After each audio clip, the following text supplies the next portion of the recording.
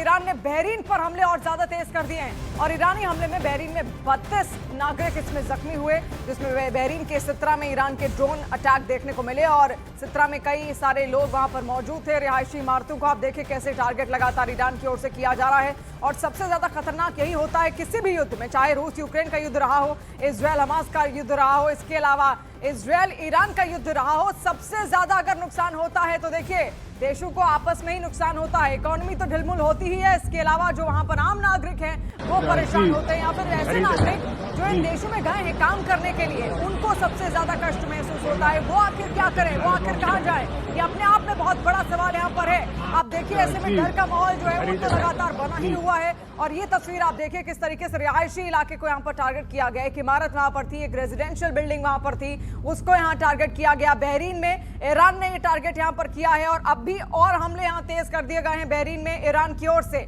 और 32 नागरिक इसमें मारे गए हैं। आप देखिए जो घायल हुए हैं 32 नागरिक, वो आप देखिए किस तरीके से यहाँ पर लगातार माहौल बना हुआ है बहरीन के अंदर भी।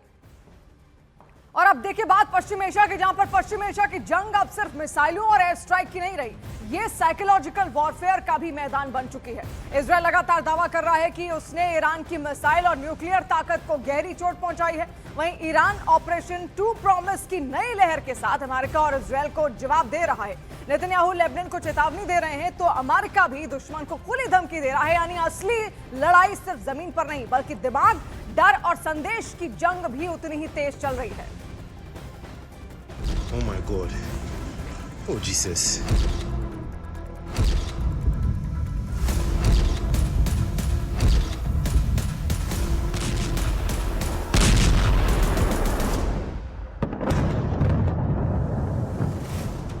पश्चिम एशिया में चल रही जंग का एक चेहरा मिसाइल और बम है, लेकिन दूसरा चेहरा है साइकोलॉजिकल वॉरफेयर। इजराइल लगातार ऐसे दावे कर रहा है जो सीधे ईरान की छवि और मनोबल को निशाना बनाते हैं। प्रधानमंत्री बेंजामिन नेतन्याहू का कहना है कि इजराइल ने ईरान के सरकारी ठिकानों, न्यूक्लियर इंफ्रास्ट्रक्चर, कमांड सेंटर और मिसाइल लॉन्चरों को तबाह कर दिया है। यह संदेश सिर्फ सैन्य सफलता दिखाने के लिए नहीं बल्कि ईरान को यह एहसास कराने के लिए भी है कि उसकी सुरक्षा परतें कमजोर हो चुकी हैं। युद्ध में ऐसी घोषणाएं अक्सर दुश्मन की जड़ता और सेना के मनोबल को तोड़ने की रणनीति का हिस्सा होती हैं। מפקדות ובסיסים צבאיים, מפעלי נשק, מחסני טילים וכטב"מים ומאות משגרי טילים בליסטיים, דבר שמפחית את האיום על מדינת ישראל. इजराइल का अगला मनोवैज्ञानिक संदेश सीधे ईरान की जनता के लिए है। नेतन्याहू कहते हैं कि इजराइल ईरान को बांटना नहीं चाहता बल्कि उसे आजाद करना चाहता है।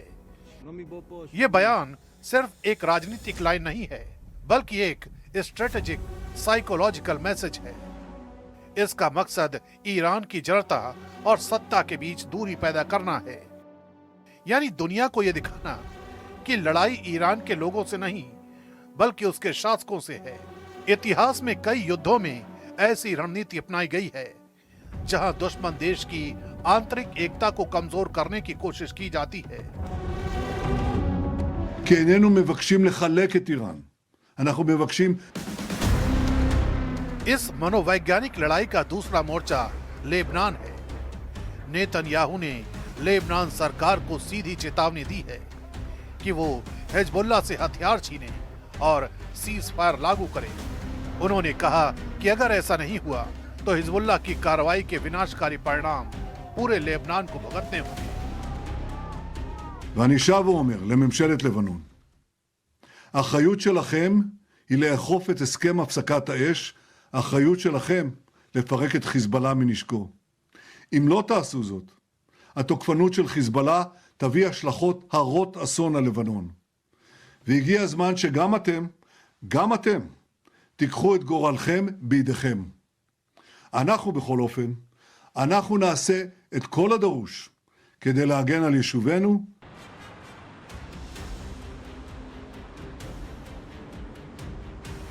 उधर ईरान भी जवाब में सिर्फ मिसाइल नहीं चला रहा, बल्कि संदेश भी दे रहा है। ईरान की रेवोल्यूशनरी गार्ड ने ऑपरेशन ट्रू प्रॉमिस की 27वीं लहर शुरू कर दी है। रिपोर्ट के मुताबिक इस बार कुवैत के आरिफ जान स्थित अमेरिकी सैन्य मुख्यालय को निशाना बनाया गया है। ये कदम एक रणनीतिक संकेत है कि ईरान जंग को सिर्फ इजराइल तक सीमित नहीं रहने देगा। अमेरिकी ठिकानों को निशाना बनाकर ईरान ये दिखाना चाहता है कि उसके पास अभी भी जवाब देने की क्षमता और हिम्मत दोनों मौजूद है। इस पूरे संघर्ष में अमेरिका की चेतावनी भी उतनी ही अहम है। अमेरिका के वॉर सेक्रेटरी पीट हेग्सेथ ने साफ कहा है कि अगर किसी ने अमेरिकी नागरिकों को नुकसान पहुंचाया या धमकाया तो अमेरिका बिना हिचक उन्हें ढूंढ कर मार देगा। अगर आप अमेरिकियों को मारते हैं या दुनिया में कहीं भी अमेरिकियों को धमकाते हैं तो हम आपको ढूंढ निकालेंगे, बिना किसी माफी और बिना किसी हिचक के, और आपको मार गिराएंगे। ऐसे बयान सिर्फ सैन्य नीति नहीं बताते, बल्कि दुश्मन के मन में डर पैदा भी करते हैं। युद्ध में अक्सर शब्द भी हथियार बन जाते हैं, और वेस्ट एशिया की इस जंग में अभी मिसाइलों के साथ साथ संदेश, धमकी और मनोवैज्ञानिक दबाव भी बराबरी से इस्तेमाल हो रहा है।